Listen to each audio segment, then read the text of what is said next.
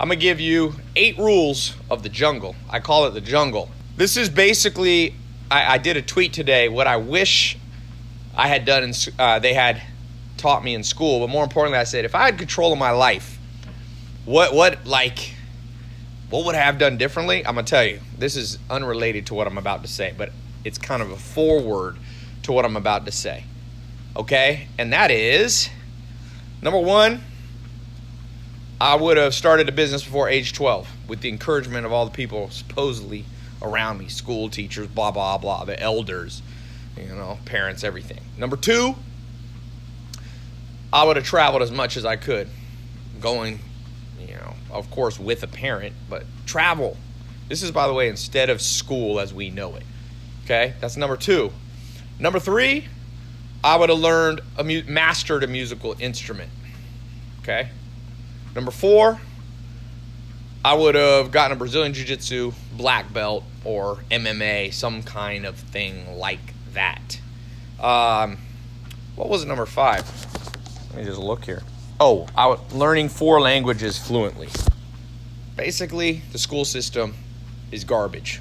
Okay? People get mad when I say that, but I'm going to call a spade a spade. Now, I didn't have control of my life, and you didn't have control of your life when you were 12, so you got stuck with all this monotonous nothingness. So that's my foreword to the 8 things, the truth about making your first $1 million. In that foreword, if that had happened to you and I, we'd be a lot closer to our goals financially. Because as Warren Buffett says, the most correlated or causative factor in making your first $1 million is the age at which you start.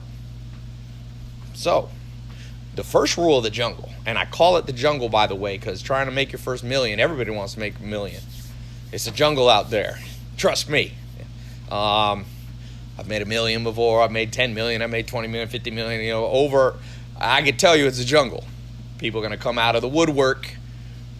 They're going to come out of the woodwork. They're not going to like you. They're going to be envious. They're going to call you out. It's going to be some family members. It's going to be some supposed friends. It's going to be society at large. People get mad about this subject of money. Trust me.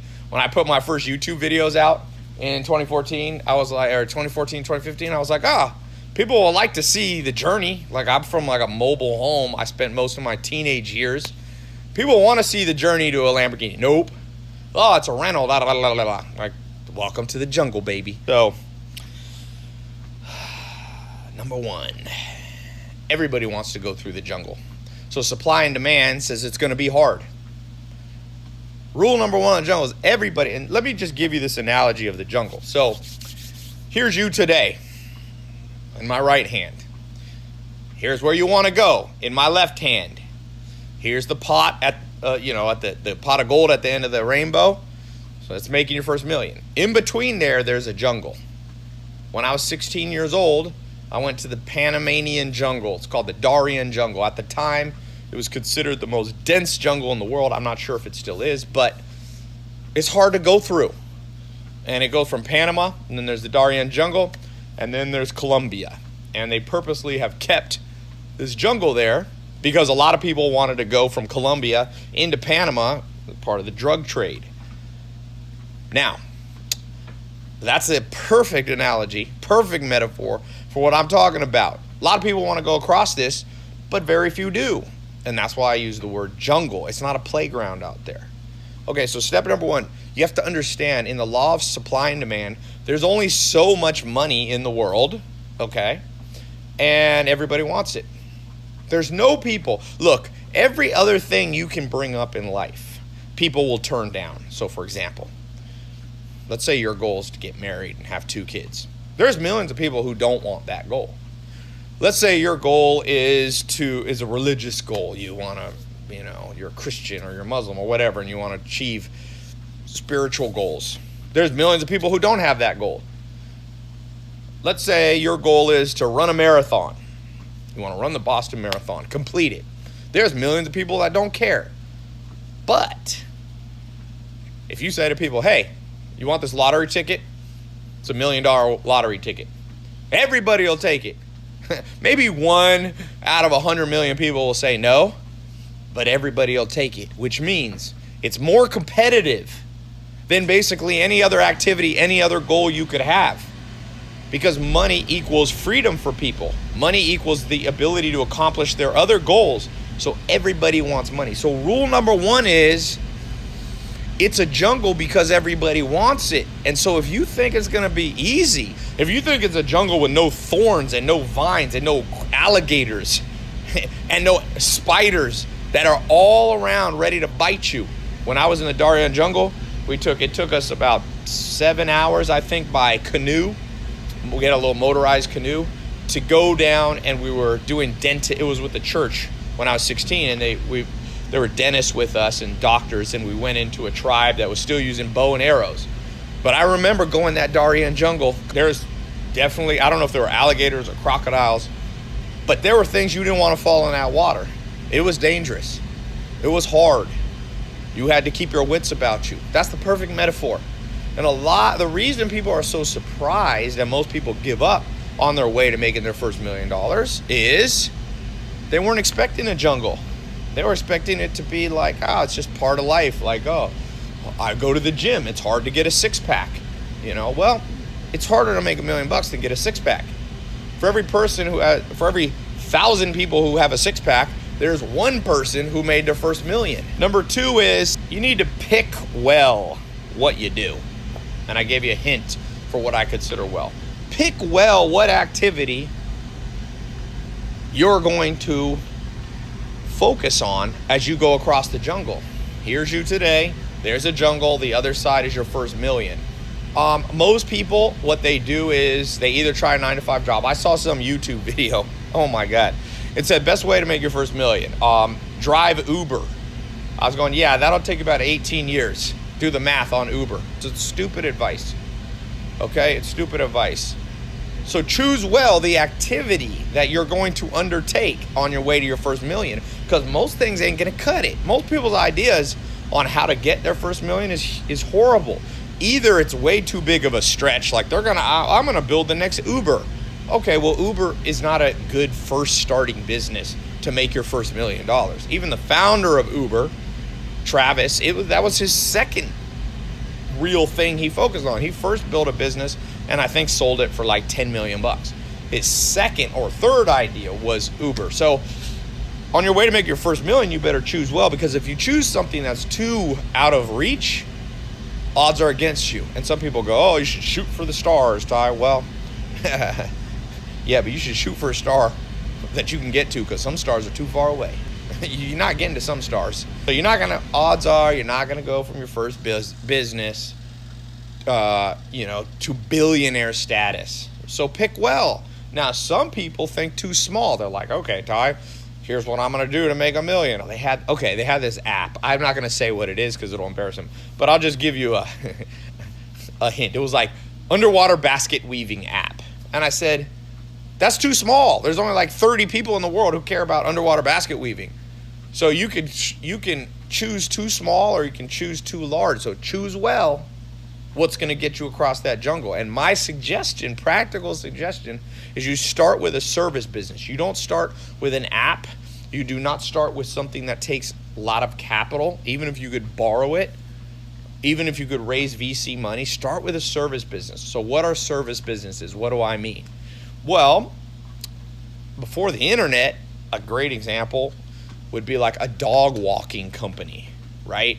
And then you get a couple dog walkers under you and you get a reputation in your neighborhood, and next thing you know, in the city, I used to live in Raleigh, North Carolina, let's say a smaller city, you have 10 people working for you and you're walking 200 dogs a day. Each person walks 20, you walk a few, and you have people under you. That's a service business in the old school before the internet. Or another one would be like a personal chef or a personal trainer. These are all service-based businesses, right? You don't need a lot of money to become a personal trainer. You get a certification, or some trainers don't even have a certification, and you sell your time. So service businesses, you're primarily selling your time. Dog walkers, selling your time. You could scale the business a little bit by getting other dog walkers under you. Car wash, mobile car wash. There's some people that wash my cars. They build a little service business. They're selling their time. They're like, hey, I, the owner, along with 2 assistants, will show up at your house and will wash your cars. I have they've been washing, now I have 4 or 5 cars at that house, but At the peak, I had 7 cars there. So they would come, I forget what I'd pay them, but they probably make $1,000 or $1,500 just doing that. They sold their time. So service business is the S in service business, selling your time. So those are kind of old school, traditional. Those have been around for 50, 100 years, mowing people's grass. Fast forward to today, I suggest you build an internet-based service business because you can scale it, you can reach people quicker, you're not limited by your own neighborhood. So the best service businesses are the ones, if you've seen my ads all over the internet, they've been advertising, start a social media marketing agency, start a home sharing home sharing management company, HSMC, where you use like Airbnb, you put people's houses up on Airbnb and you split the profit 50-50 from people Airbnb in their properties. You don't even have to own the land or own the real estate, I should say. Another one is an e-commerce agency or an Amazon agency. You help people who have an existing business, you sell your time and you help them sell on Amazon. A lot of people who are business owners do not know anything about the internet and they don't want to learn. The average business owner is over 50, 60 years old in most parts of the world. So if you know a little about the internet, you can sell your time as a service provider in a way that's much more likely to make you 6 figures at least. So you can charge them. Anyway, I have a whole course for that. If you go to my website, you can see. That's not what I'm here to talk about. But I just want you to know, to get across the jungle, most people don't choose well. And therefore, they have no chance before they ever started. Really, they got no chance. I see people and I feel bad. They're on there like, I'm going to make my first million. I'm like, you didn't choose well. It's a little bit like what one of my mentors, Dr. David Buss, said. I've never been married, but he'd been married. And he's spent 40 years studying psychology. He's one of the most respected psychologists. He taught at Harvard and wrote all the textbooks used at Ivy League schools. And I just said, give me one piece of advice you've learned about marriage and dating. He said, choose well.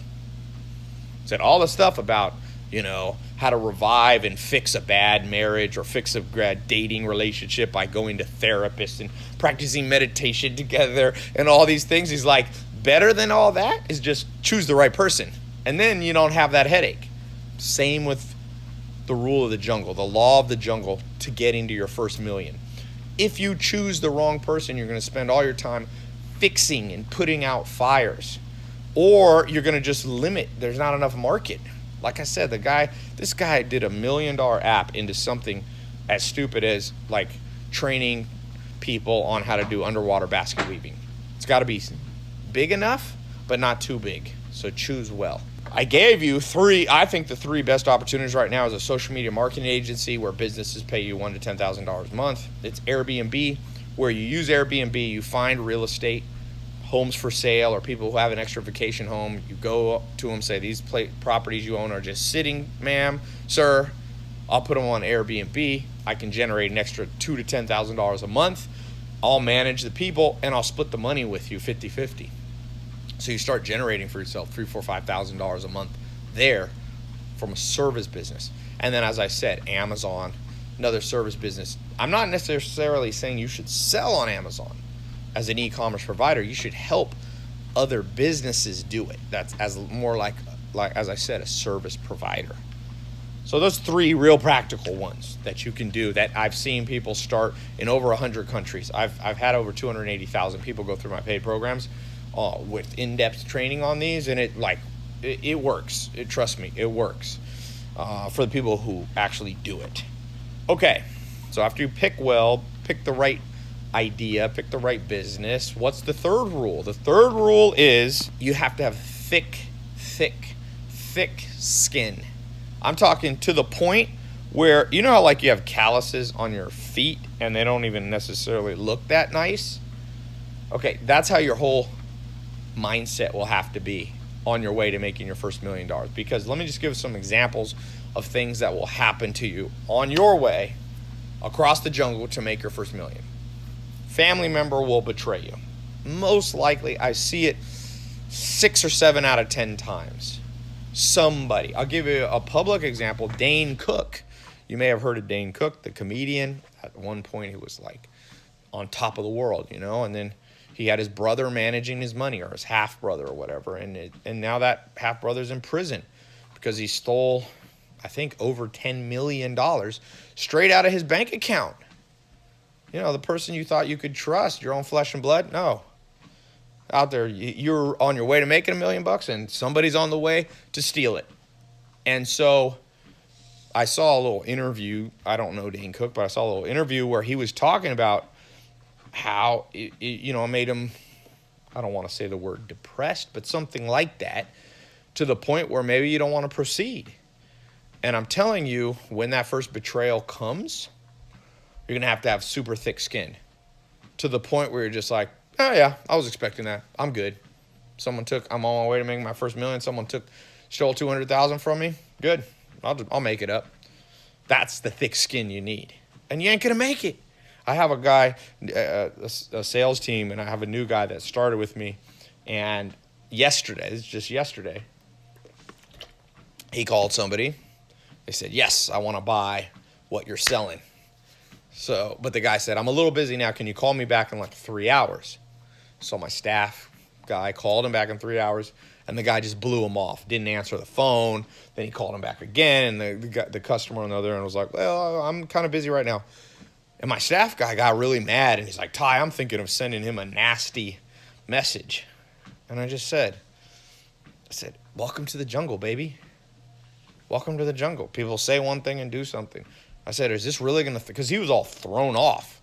You could tell he was writing me this much on WhatsApp, writing me this long message. I said, you want to make $1 million? You're on your way to your first $1 million working for me? You literally are bent out of shape by this teeny little thing. This is teeny. No one even stole anything from you.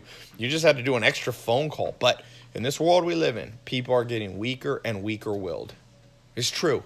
As one of the greatest thinkers, I think, the wisest person I've ever read, Will Durant, who won a Pulitzer Prize, he's dead now. He said, nations are born stoic and die Epicurean. And this modern Western world we live in, even the world as a whole, because we've become wealthier as an entire global civilization, we're born stoic, meaning the original people who founded the United States or whatever country. These were people like with axes and chopping down trees and building log houses and surviving winters and almost starving to death. They were stoic. That's what was stoic. They had thick skin, and no matter what came, they just went right through it. Bullied their way right through the snow. Just, I'm going. Okay, I'm hungry. We're just going to go to bed on an empty stomach. Well, now, what the word Epicurean means is lover of pleasure. So, nations are born stoic and die Epicurean. I'm seeing a consistent pattern. I reach over 100 million people a year. I see a lot of people trying to make their first $1 million or whatever it is their goal. And I see them getting thrown off by the smallest inconsequential thing. And I go, welcome to the jungle. I don't think you're going to make it. I'm going to bet against you. The first thorn bush that you bumped into that scratched you just a little bit, maybe didn't even draw blood, you're sitting here like, I got to stop. Come on, guys, give me an hour. I need to patch myself up. Oh, okay. This is the jungle. That's nothing. That's child's play. There's an interview with Shaq. He said, I used to just throw one elbow at the beginning of the game just to set the tone and show people who was the boss, the king of the jungle. Well, he said the first time he played the Houston Rockets, had this guy, Hakeem Olajuwon, who was an immigrant, came from Nigeria, came from Africa, wasn't quite as big as Shaq, but he was a big guy. He's like 6'10", right? Big guy. And Shaq goes, I think it was a playoff game or an important game. They're playing. And Shaq is being guarded by Hakeem Olajuwon, and he goes, I just want to show him who the boss was. So he said, I threw an elbow and hit Hakeem Olajuwon right in the square in the chest. He said anybody I'd ever done that to pretty much was intimidated for the rest of the game. So he said, I threw that, I scored the goal, and as we were running down, Hakeem Olajuwon just came up next to me and just went, because he has this deep voice, he went, good one, little man, and just kept playing and totally psyched Shaq out. He said, I threw my strongest blow at this Hakeem Olajuwon guy, and it didn't even faze him. He thought it was funny. And that's the attitude you need to make your first million to get across the jungle. When someone throws a blow to your chest, figuratively, hopefully not, actually, but they throw something at you, you're just like, ha ha. You do that to people get a little freaked out, and you make it through the jungle. You find me somebody who the first little thorn, like maybe your first business idea is going to fail and you're going to lose 6 months of your time and $10,000 or maybe $50,000. The first person just goes, ha ha, good one. Now I know what not to do next time. That's the person I'm betting on, okay? So rule number 3 of the jungle is you better have thick skin or you better not enter and just be happy with a 9-to-5 job. So what's rule number 4 of getting across the jungle? And that is you better be a master of time management. Time management. I recommend you read a book by Harvard Press called Managing Oneself by Peter Drucker. In fact, you can just read the first 5-6 pages. It's a small booklet. I've been recommending it for years. I just like to recommend that book. And in the beginning of that book, he says, look at the great geniuses or the great accomplishers, quote unquote, of the last 500 years. Leonardo da Vinci, right? Albert Einstein, Bach, the musician. Same 24 hours as the most unproductive people on planet Earth. So you better become a master of time management. That is a rule of this jungle, because the jungle, the sun sets and rises, and you got a minimum amount of time to get across this jungle. You don't want to spend too much time in the night in the jungle. Well, on your way to making your first million, you don't want it to take 50 years, because making your first million in 50 years, there was a guy, Mr. Beast. He's one of the top YouTube influencers. I think he's the fastest growing channel on YouTube. And he told me, he's like, I want to make money now. He's only 20 years old. He goes, I want to make money now. Like, what's money going to do? It's not going to be fun to have money when I'm 93. So that's what I mean. This jungle, the sun goes up and the sun goes down. And if you don't manage your time when the sun's up, you get stuck in a dark jungle. And you don't want to be in a dark jungle. And to me, the dark jungle represents being 90 years old. A lot of billionaires on the Forbes list are very old. And that's great. I'm happy for them. But what would you rather have? $1 million at 20 or 25 or $1 billion at 100? My grandma's 101. So it's realistic. She could use $1 billion for something, but I don't know what she'd use it for. If you get $1 million in your 20s, you can invest in and pretty much be set for life if you're smart and frugal a little bit. So the point is that time management is one of the essential criteria that people don't really get. Like, people who talk to me about making money are like, yo, Ty. I mean, they kind of get it. They ask me about daily routine, but their real thing is like, how do I market this idea?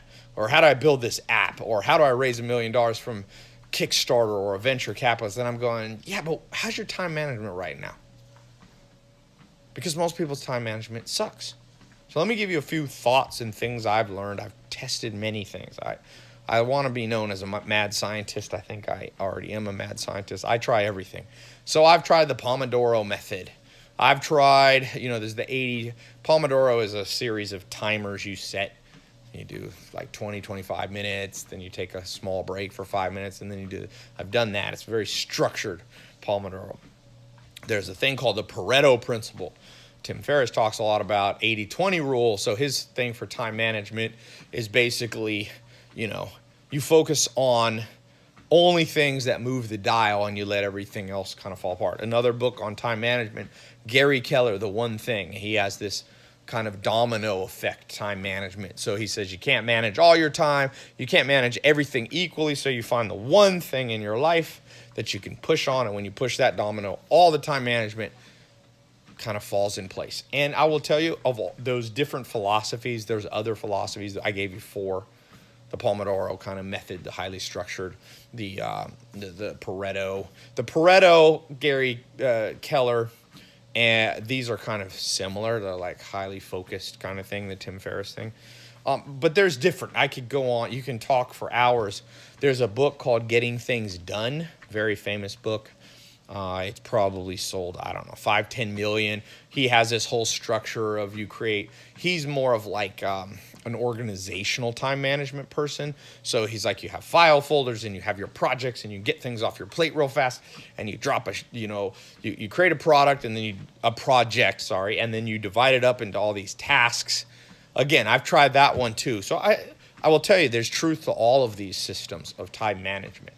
Spent some time with The Rock recently. Did a little charity thing. I flew over to England for his Fast and the Furious, the spinoff he's shooting, and I was on the set with him and had a long talk with him about books and protein and time management. I mean, The Rock and Arnold Schwarzenegger, they wake up. Arnold, I interviewed him in his kitchen while he smoked cigars at his house, and he told me, he's like, Ty, I wake up at 4 in the morning. I read for 1 hour. This is his current routine. It was a little different when he was younger, but then at 5, I think he eats and he rides his bike to Venice Gym and then he works out. He has this whole structure, like the whole day structured. The Rock's very much like that. But if you look at the richest person in the world, just to throw a monkey in all these systems, like Jeff Bezos, people asked him his morning routine, his time management in the morning. And he's like, my best management is like having nothing to do. I kind of sit around at home and I think and I daydream and I spend time with my family, and I don't get into the office till 10 in the morning. This is the richest man alive. So you could see there's different time management philosophies, and you can choose one that you like. Maybe one resonates more with your style, and I think it's kind of what you have to do. You got to find things that resonate. But what I want you to know is none of them are absolutely right. And that's hard for people because people just go, Ty, what's the one thing? Time management. There's many ways. One of my jobs when I didn't have any money, I got stuck in New Zealand when I was traveling the world learning from mentors. I ran out of money. I had to shear sheep in New Zealand. It's a very hard job, but there's various approaches to shearing the sheep, okay? There's no one way. There's different people do it in slightly different ways. So the first thing you got to know about time management is there's no absolute rule. The second thing you have to know is you're just going to have to kind of flip a coin and pick one to try for a while. And the third one is experiment with many, many things. Do not listen to somebody who tells you to be successful, you have to wake up at 4 in the morning. You could show counter arguments that to get across this jungle, yes, you have to know how to manage your time, but it's not always like just wake up early. That's an oversimplification. So what must you have with time management? That's what I want to talk about. Well, if it's not these little things like what hour you wake up and if you work out in the morning or later, or if you use a stopwatch to time yourself, what is actually essential that everybody must have in time management? And I'll tell you what I think it is. This goes back to Peter Drucker in the book Managing Oneself. The best time management is spending the majority of the day on the things you're really good at naturally.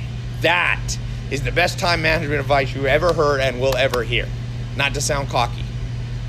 So the reason Jeff Bezos, it doesn't matter, for example, if he wakes up early or if he gets to the office early or whatever, is that because even when he's at home, he's working on his strengths. And what are his strengths? Well, the man's a visionary. I mean, he's basically the founder of e-commerce. In 1994, he quit his job making a lot of money in Manhattan, and he started a website in 94. That's a visionary. So as long as he spends a lot of his day, 80%, going back to the Pareto principle, as long as he spends 80% of his day on his strengths, that's all time management he needs to know. For you, what are your strengths? Are you an extrovert or are you an introvert? Are your strengths engineering type, mathematical type, highly logical ones, or are they social? You got to know that. So if you're an introvert, to be productive and to be good with time management, you should spend 80% of your day doing introverted things. Introverts are better at writing. Introverts are better at architecture, like not literally building buildings, but the architecture of ideas. There's a good book called Quiet, The Power of Introverts, meaning introverts can lock themselves in a room and think up good ideas and then build out a whole plan, a business plan.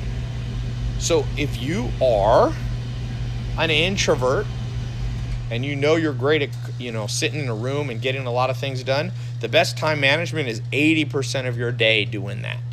And if you're a social butterfly and you're great at sales and persuasion, you should spend 80% of your day out talking to people.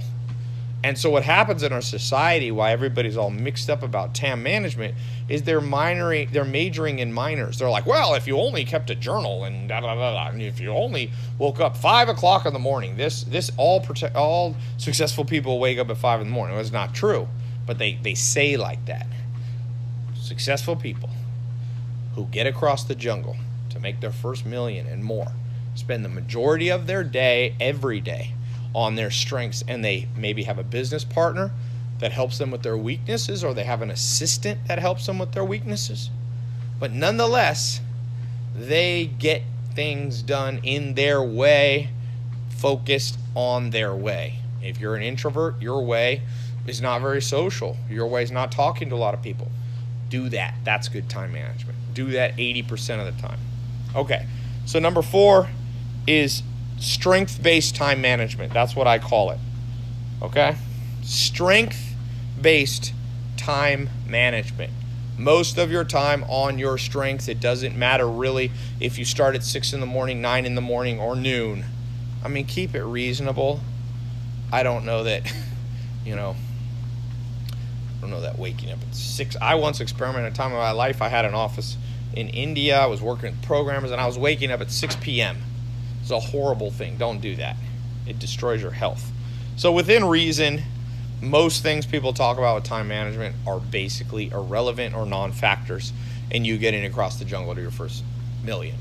But spending 80% of your day on things you're naturally good at, well, that's good. Now, some people, I can hear people saying, what if I'm not good at anything? Everybody's good at something, really. Never met somebody. Maybe some people's an empathic person. They connect with people. Well, okay. Do a lot of things that require that empathy be used. You can see with me, like, I spend a good bit of my time. I've always been a public speaker, for example, even when I was a teenager. And I make more money when I gravitate and use my time management focus around public speaking. Now, instead of public speaking, I do more videos, which reach the public in a much larger way than any stage I could go on. But as I do that, it gets me to my financial goals. And there's been times in my life where I'm not spending enough time out, and lo and behold, I make less and less and less money. I'm not using my strength, public speaking, for example. Okay? Number five. We got to talk about hard work and hustle. Okay? Hard work, hustle, and grinding, ? So this is a little different rule of the jungle. This is like, do you need it to get across the jungle? Is it real? Because a lot of people, this is the most common thing that you'll be told by your parents, your teachers, and society. You get what you want, you better work hard. So the question, rule number 5, is the truth about hard work, hustle, and the grind. And this is what I think is true, and it's very hard to refute what I'm about to say, even if you don't like what I'm about to say.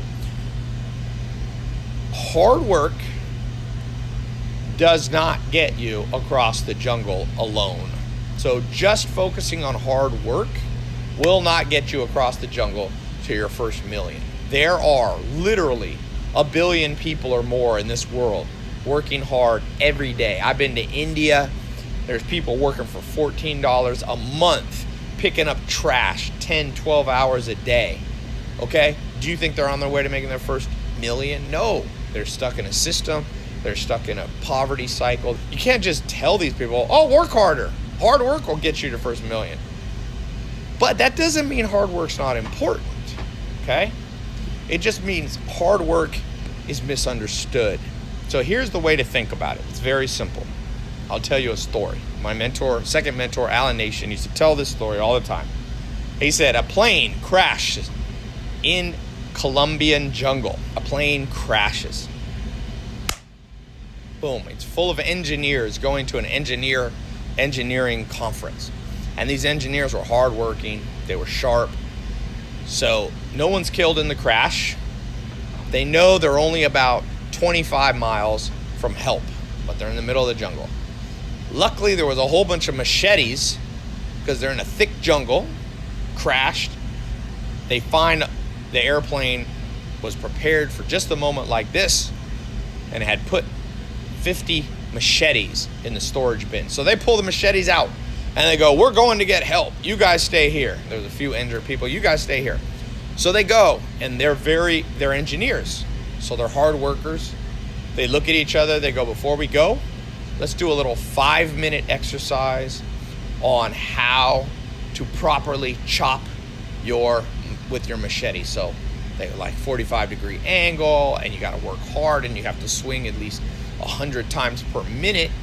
And so they just went and they did all this. Hardworking people, very precise. And that represents most of society. Hard at work at their job. Your parents probably were hard workers, okay? Grandparents probably were too. Maybe you are. But maybe your grandparents and your parents never got through the jungle. They never got to their first million. And here's why. One person who was on that plane was not an engineer. And that person crawled up a tree while everybody else was out chopping their way to help. And this person yelled down at him. He said, hey guys, I got bad news for you. I got good and bad news. The good news is you're doing a great job. You're really hard workers. You're really making progress headed to the north. I mean, you're making a line through the jungle. You're opening it up with your machetes. You're going to cut 25 miles in no time of path. But he said the bad news is you're going the wrong direction. Help, I can see it. It's to our south. You guys are chopping to the north, baby. I can see help. I climbed up this tall tree. Help is to the south. And everybody was mad down there. They're like, ugh, who is this person? Making us feel like we wasted our time. Well, that's the perfect metaphor of what we have going on here. What's going on here is that you have been trained by society to be a robot. You work hard, get a college degree, go out into the workforce, show up to work, be loyal, blah, blah, blah, and you're going to get financial security.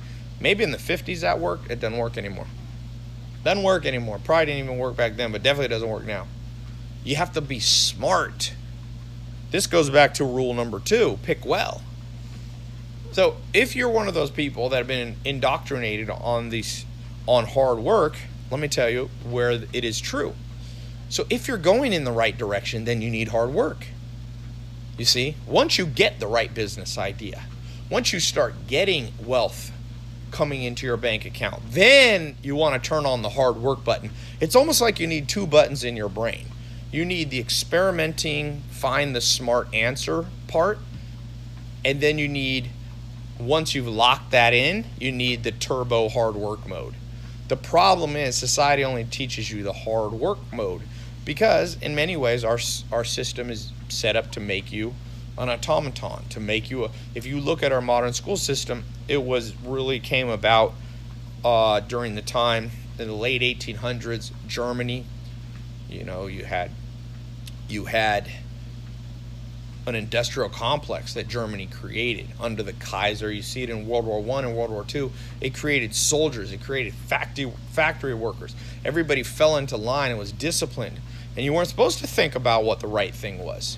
You weren't supposed to work smart. You were just supposed to work hard on whatever the man told you to do. And that system has carried forward to this day. And so you're going to have to reprogram yourself to go, I only work hard once I figure out what actually will work for me. Okay? So this brings us to rule number 6. You need to experiment, ideally, with 12 things per year. 12 different ways to get across the jungle making your first million. So don't just go, Ty, I got a business idea. Just go, hey, Ty, I'm going to test this one business idea. One. And you do it for about a month. And if you don't just work hard at it, you test it. So So rule number 6 is experiment at least 12 times before settling down with one business idea.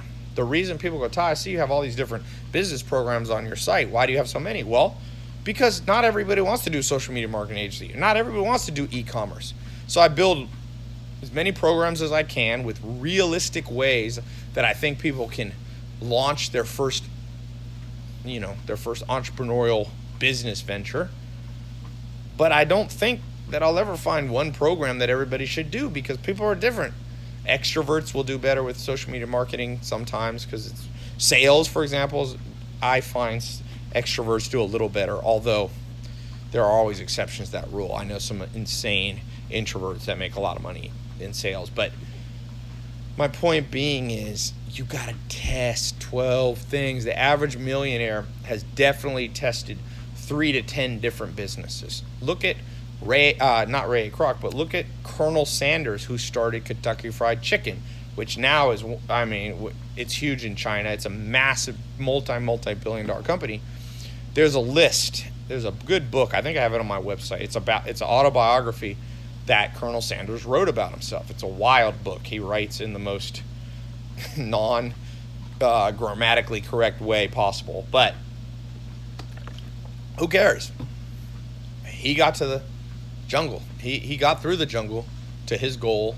It took him a while.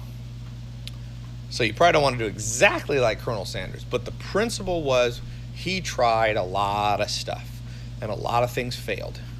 He was a motel operator. He delivered babies. He without even having a medical doctor. He fought in the Spanish-American War, I think, which is crazy since that's like the beginning of the 1900s. Or he fought Cuba or whatever. So he just tried all this stuff, and finally, what worked for him was better than his hotel. His hotel burned down. His motel burned down. What worked the best was just selling chicken on the side of the road. Who would have thought? And I bet you if you could ask him, he would have said, I wish I had experimented faster. So I want you to do 12 experiments. It might take you a week, it might take you a month, it might take you a year, it might take you a decade. Depends on you. But don't settle down on one thing. Why do I pick the number 12? There's actually science to this. It's called the science of optimal stopping. There's a whole mathematical, you can Google optimal stopping. How many things should you experiment before you just settle down? By the way, if you're going to argue with me on this, or you think this is wrong, just think about marriage. Before you settle down marrying somebody, wouldn't you want to have gone on dates with 12 different people? If you marry the first person you ever meet, like maybe how do you know? You have no benchmark. You have no benchmark. So in optimal stopping mathematics, the general rule, it depends. There's many facets to this math, but you could just sum it up by saying 12 is a great number. So try 12 things, and if they don't work, shut them down fast. I was reading an article in an interview I was also listening to by Jeff Bezos, and he was talking about how at Amazon they've tried many things. Things that have worked really well was AWS, Amazon Web Services, became a whole nother business around computing, cloud computing, which you would have never thought that a bookseller would also do that, but he experimented and it worked. Another thing that failed, he had some of the hardware, not the Kindle, but I forget, Fire or Stick or something. He was talking about the things that he spent $100 million on that failed. And for sure, Amazon has tested more than 12 things. By the way, Amazon is really smart. They let other people sell and they just watch what sells the best. So they let other people experiment and then they launch Amazon basic brands. Jeff Bezos is very smart. That's a whole nother talk on the advanced rules of the jungle. But just experiment with 10 or 12 ideas. And so the 6th rule of the jungle that a lot of people struggle with is your first idea is not going to be your best idea. It's just not. It's not going to be your best idea. So be okay with going on dates with different ideas, and be okay with not marrying everything you date in business and in romance. It's just a good rule. You can have 12 wives, you're going to go to jail for polygamy. Okay, rule number 7, you must know what motivates you. You must know what motivates you. And there's basically 4 things that motivate people. People do not like to admit this, but there's 4 basic human drivers. I've run this by a lot of smart scientists, people smarter than me. Pretty much all agrees that this is a decent way to think about motivation. I had one person disagree. He thought there was 5, but I think he's wrong. And other smart people agreed with me. So the 4 M's of motivation. Know which of the 4 M's of motivation you are. I was on Logan Paul's podcast, and I did a little test, and I asked him, like, what motivates you? And I gave him a series of questions, and he answered very honest. I was impressed. He's motivated by the 4th M, which most people won't admit to. So here's the 4 M's, if you want to write them down. So the 7th rule of making it across the jungle to your first million is knowing how to motivate yourself, because or else, even if you have thick skin, even if you're working on your strength, you'll eventually just kind of go, why am I doing this? Okay? So the 4 rules of what motivate you, believe it or not, they're not all money related. In fact, only 25% of most of human motivation is money. So the first of the 4 M's is money/material things. There is a part in most humans, not all, that we have inherited from our great-great-great-grandparents right through our DNA that makes us have a certain level of materialism. Be very careful if you meet somebody that won't admit they're a little bit materialistic. I meet people like that all the time. I'm just an entrepreneur because I care about legacy and I care about changing the world. BS. If you really did, then great. You'd be building your businesses, and all the profit you took, you'd be donating 100% of it or 99% of it, but those people don't. Because there's nothing wrong with having some motivation around the first M, which is money/material things. The second one is mating/love. Okay? People do a lot of stuff. In fact, Dr. David Buss, evolutionary psychologist, he tells me he thinks all motivation is around this thing. And but we won't go into that. Number 3 is movement/freedom. Okay? People are motivated by more freedom. They don't want to be tied down. They don't want to be told what to do. You see that even with little kids. You tell them what to do, and then they want to do the opposite. So that's deep in our psyche, in our DNA. The 4th thing is mastery/status. Some people just want to be known. You're the man. You're the woman. Like, they just like acknowledgement from others. Again, nothing wrong with any of these 4 as long as they stay in balance. So here's a quick test. I'll allow you to right now write down which of the 4 M's motivate you, because once you know what motivates you, this happened to me recently. I know my M's. I know what motivates me. And we're working on a big project. And, now I'm focused on businesses I think that can make 9 to 10 figures revenue. So me and my business partner, Alex, we were working on around a $300 million deal. It ended up not going through, but we're trying to buy a $300 million company. We're putting all the pieces together, bringing in some private equity and hedge fund people to do it with us, and I'm not going through. And on the way, I'm a human, you start going, ugh, why am I even doing this? Why? It was a pain in the butt, and it didn't work out. Well, I know my 4 M's, and I just started envisioning what motivates me.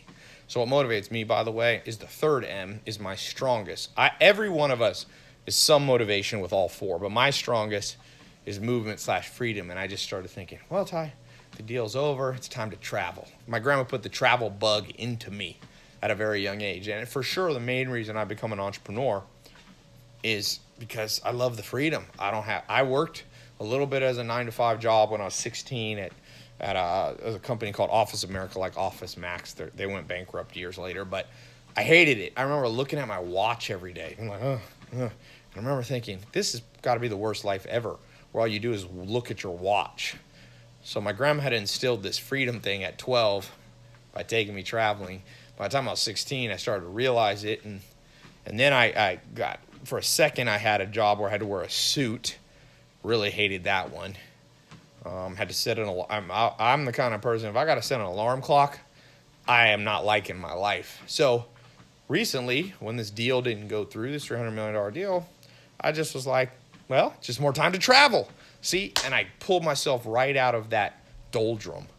And since we're not taught in school what motivates us, or we're made to feel guilty We often can't drive ourselves through the jungle to get the reward on the other side. Does that make sense? And I'll give you an example. Hugh Hefner, dead now, kind of controversial, you know, he started Playboy. But if you look at Hugh Hefner, okay, he died with, I think, net worth of 100, 200, 300 million dollars. Not the richest man ever, but I don't think his first motivator was money, material things. I think it was the second one, mating/romance, obviously, right? That was his thing. And it wasn't just women, by the way. He was a very social guy. He had his friends, and he would do parties, and he would have every Monday, all his friends would have game night and then movie night. So he was very, in that mating/romance, I would put even social, you know, not necessarily just dating and love. But that was his motivation. So he didn't care. To him, he felt like he won. Even though Jeff Bezos had more money, or Bill Gates, Hugh Hefner didn't care because he knew what motivated him. As far as I could tell, I got to meet him right before he died. His son, I met, apparently follows my social media, Cooper, and invited me to the last Midsummer Night's Dream party there. It was kind of cool. The most interesting man in the world was there. It was an interesting group of people, including the Dos Equis most interesting man in the world, which I thought was funny. But he knew what motivated him, and he didn't really care that society said that shouldn't motivate you, you know? So here's a little test we'll do, okay? To figure out which of the 4 M's is your strongest motivator. The strongest motivator. I actually, probably by the time you see this video, I have a quiz, a free quiz on my website. If you go to tylopez.com, there should be quiz, and you click it, and you can click the 4 M's quiz. I've been working on building it. There was a few bugs in it, but maybe by the time I release this, you can take that quiz. So I'll do a quick quiz for you right now. If you had the choice between being the richest person in the world, but you had to be celibate for the next 10 years, yes or no? You could be the richest man or woman on planet Earth ever, but you got to be celibate for the next 10 years, the next decade. No boyfriend, no girlfriend, no dating, no kissing, nada. Nothing, no physical contact. Okay? If you raise your hand, yep, I'll take the money and I'll date 10 years later, then I bet you one of your strongest motivators is the first one. If you go, no way in the world would I even do 5 years, then you're probably more motivated by mating, romance, love, social. Okay, so that's how you pick between the first 2 there. Let's take the last 2. You got movement freedom and mastery status. Okay, which would you rather have? You could either travel the world freely, no agenda, just have just enough money to do everything you want, but nobody knows who you are. Nobody. Your Instagram followers, you have like 1. No one really respects you. Nobody looks up to you. You go to speak at a conference, people are like, who's this person? No one cares. But you know yourself, and you got a little group of friends, and you're just enjoying life wandering. Or you can't leave your city for the next 10 years. You got to stay in one place, but you are the man. You are the woman. You got New York Times best-selling book. Your social media following is 20 million people. You know, you go places, and you go to a nightclub, and the doors open up for you, and it's like, oh, yes, sir. Yes, ma'am. Come on in. You're loved by people. You're acknowledged. You're encouraged. Which of those 2? But you can't travel at all. Or you can just travel and be a nobody. If you'd rather travel and be a nobody, then status is probably not that important to you. The 4th M's not that so important. You know? This is what I said. Logan Paul is very honest. He said, no, I like mastery status. I want to be known as a master. I want to be the biggest social media influencer and all that. And a lot of people don't like to admit that, but a lot of entrepreneurs, a lot of people in this modern world, that's their primary driver. They care about likes on Instagram. Believe it or not, people think that would be my big one because I have a big social media following. No, everything pretty much I do. The first M of money does not motivate me as much as people think. I know. My business partner, Alex, it's his only motivation pretty much. And the last one, if I could be a nobody but have all the freedom, I would take that without a doubt. So I would say mine is the second M and the third M, not the first and the fourth. Okay, that could be a whole nother topic, giving you introduction to this deep psychology of what will motivate you to actually get to the other side of the jungle to your first million. Number eight, maybe the most important. Eventually, you got to find one idea and scale it through the roof. So let's talk about scaling. So number 8 way, you've done your experimentation. You know what motivates you. You're spending 80% of your day. You understand you got to have thick skin. All these other things I've talked about. The last one is you got to focus and scale. Okay? That's the fight. It's like you've made it halfway across the jungle, but that's not enough. The pot of the gold, you got to be 100% across the jungle. And that is focus and scale. And this is a conversation how to scale what's making you money. You've done your experimentation. You've tested 12 things. You found the 12 things minimum, by the way. And you find it and you're going, and now you got to scale it, because a lot of people figure out how to make $100,000 a year. Very, not as hard as you think. Very, very, very, very, very large percent of people who try across the jungle figure out how to make $100,000. $1 million is much more difficult. And it's because to scale from 100 to 1 million, it's a 10 times, right? It's a 10x scale, but it's actually takes more than 10 times the skill. Okay? It's kind of like to bench press 100 pounds, or let's say 50 pounds versus 500 pounds. It's more than 10 times harder. Okay? Because basically the entire planet could bench press 50 pounds. But more, so let's say 1 billion people can bench 50 pounds, right? But a tenth of that can't bench 500 pounds. Does that make sense? A tenth of that. It's not like it's not like 100 million people can now bench 500 pounds. So it's more than 10 times difficulty to go from making $100,000 to making $1 million. It's not difficult. It just takes more than 10 times the skill. Okay? It probably takes 30 times the skill. So to scale, the S in scale, I always think skill. Skillful people can scale. So what you have to do is you have to focus on training a lot. Okay? Like, how do you get a black belt in jiu-jitsu? It's more than 10 times harder. From blue belt to black belt. Blue belt's a second belt. To black belt is like 100 times harder. Higa Machado, who I trained under when I'm in LA, he said, Ty, I've trained whatever. Well, he said for every 250 people that he gives a blue belt, one focuses and trains long enough to get a black belt. 250 to 1 ratio. That's probably the ratio of people who make $100,000 a year, who figure out how to get to the jungle to make your first million, their first million.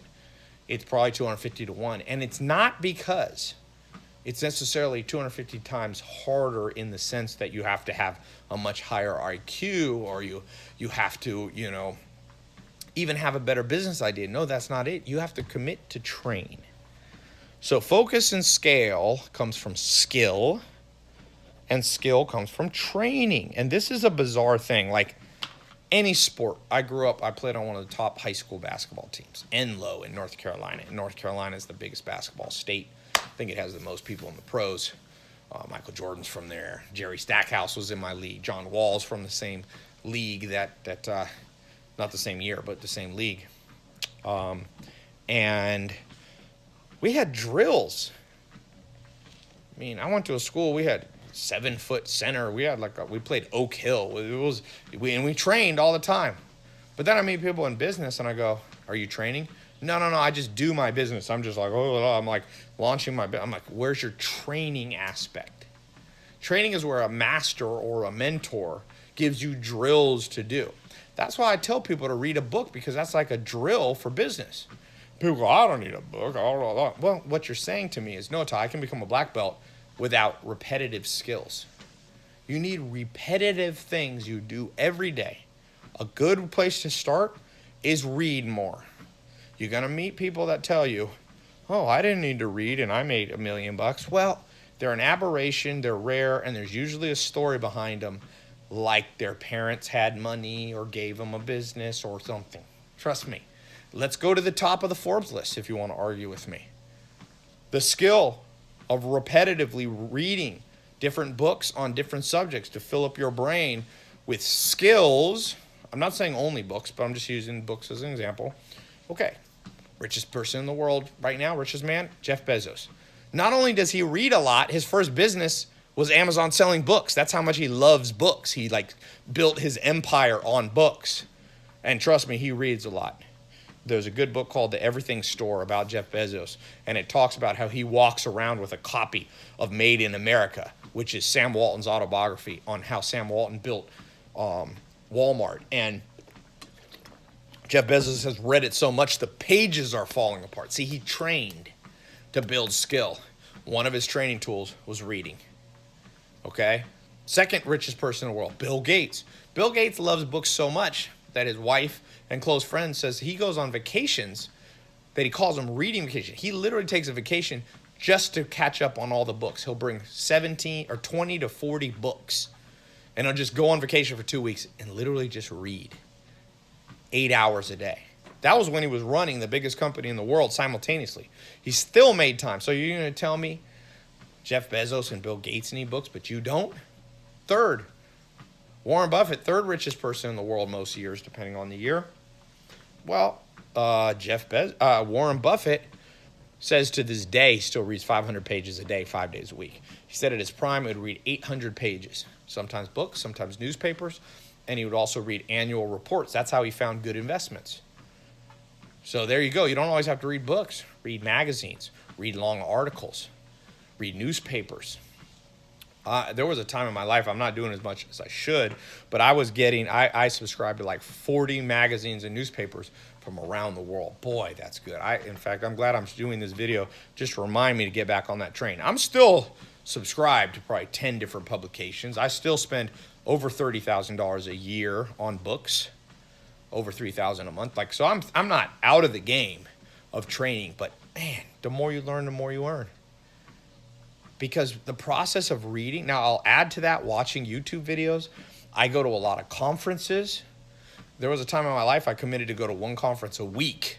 No, I couldn't keep it up. I wanted to do it for a whole year, but I did it. I probably went to like 8 conferences in 4 months or something. It was a little bit too much. But boy, if I had started, it would have been better than me going to 6th grade or 8th grade or 11th grade. It was like a waste. I should have been going to conferences, different ones, business ones, social ones, or networking events. Like these are all training the mind to scale. I scaled in 2014 on YouTube and video advertising because I was at some conference and someone looked at me. I don't even remember who it was. I wish I could thank him and said, "Todd, I think you'd be good on YouTube." See, that wasn't even my idea. And since then, I'm at 1.9 billion minutes watched of my YouTube videos. That idea that I scaled with came from listening to other people. So I said books, newspapers, magazines, going to conferences and listening to speakers, YouTube videos, podcasts like you're on now, paid courses, consultants. I've got paid courses. I sell paid courses, but I also buy them. I've bought so many paid courses that aren't my own.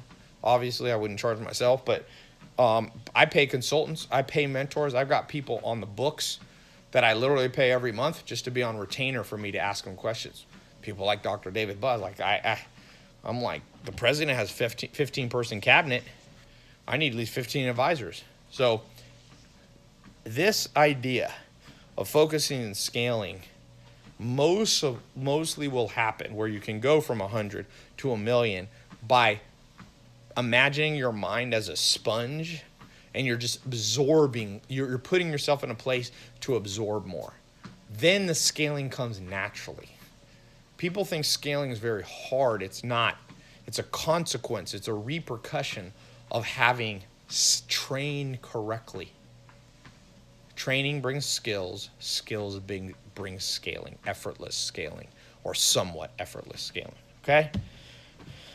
So read more. Listen to more podcasts like this. Watch more videos like this.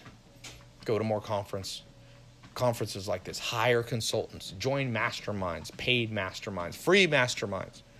I got a paid mastermind. It's $25,000 or $50,000 people pay to come 4 times a year to a mastermind environment. People have come. I remember one of the first people who paid $25,000. He had a business where they used helicopters to like spray agricultural crops, and he was there and he had paid 25 grand, and he talked to me. He was going, oh, what should I do with my business? And I gave him one idea on how to sell his business. I think he ended up, he either sold his business or sold part of it. He made like $2 million. So he invested in himself in the mastermind. I'm not even trying to sell you into my mastermind. I don't take that many people in the mastermind. But the point being, find stuff like that. Some of it, you're going to invest time or money in building your skills. I had my jiu-jitsu. I had Julio Cruz here. He's a black belt in jiu-jitsu here. I'm in New York. And I was so busy, I paid him extra to come to my place and do a personal training. That's money.